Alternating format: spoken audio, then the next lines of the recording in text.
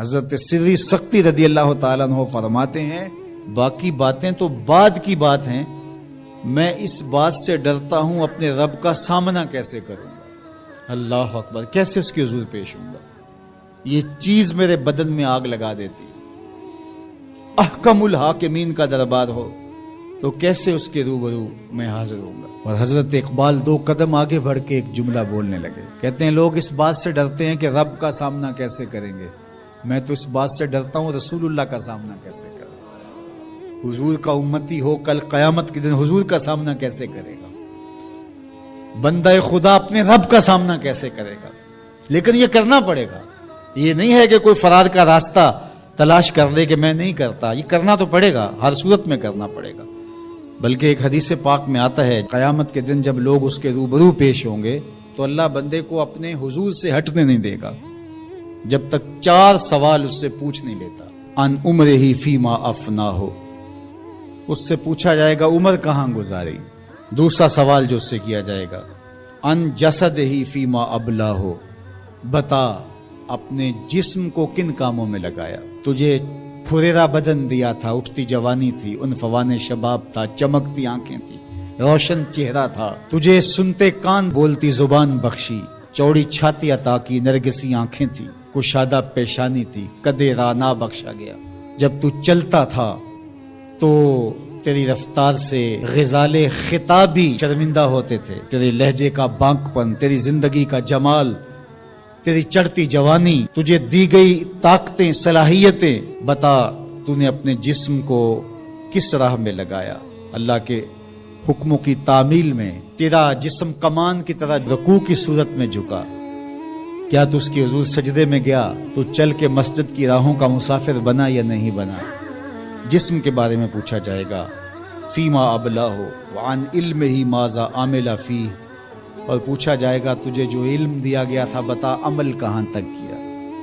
صرف تقریریں ہی تو نہیں کی، لوگوں کو سمجھاتا رہا اور خود کورے کا کورا رہا، لوگوں کو عمل کی دعوت دیتا رہا اور اپنا من گندا اور میلا ہی رہا، لوگوں کو تلقین کرتا رہا لیکن خود اس پر عمل پیرا ہوا یا نہ ہوا۔ چوتھا سوال جو بندے سے کیا جائے گا وَعَن مَالِهِ مِنْ أَيْنَ اكْتَسَبَهُ وَفِيمَا أَنْفَقَهُ،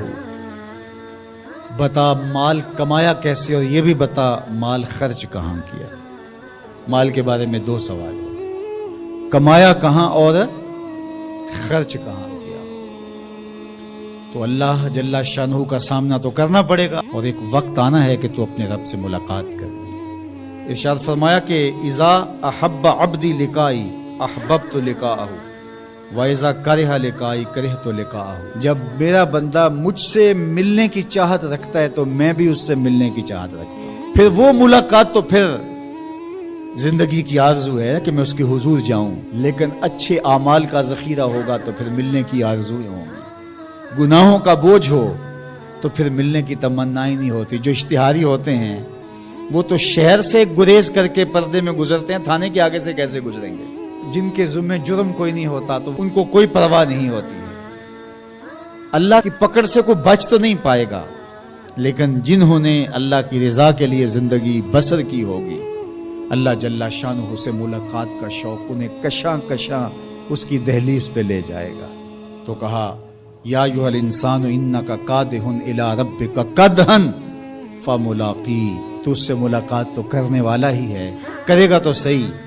لیکن ملاقات کی کیفیت کیا ہوگی، حالت کیا ہوگی، صورت کیا ہوگی، اب یہ تیرے اعمال کے مطابق تجھے پتہ چلے گا کہ تو کہاں کھڑا ہے۔ تو اپنی مختصر زندگی کو مالک کی راہوں پہ ڈال دیں۔ یہ زندگی ایک بار ہی ملی ہے، دوبارہ نہیں ملنی۔ یہ اس وقت ڈاٹا پچھتاوا ہوگا، لوگ کہیں گے یا اللہ ایک بار بھیج دے بس، اب تو آنکھوں سے سب کچھ دیکھ لیا، دوبارہ تو سر سجدے سے نہیں اٹھائیں گے۔ کہا تجھے بھیجا تھا، پیغمبر بھی بھیجے تھے، کتابیں بھی اتاری تھی، روز مرتے ہوئے لوگ تیرے سامنے تھے، اٹھتے ہوئے جنازے تیرے سامنے تھے، پھیلے ہوئے قبرستان، ڈوبتا ہوا سورج،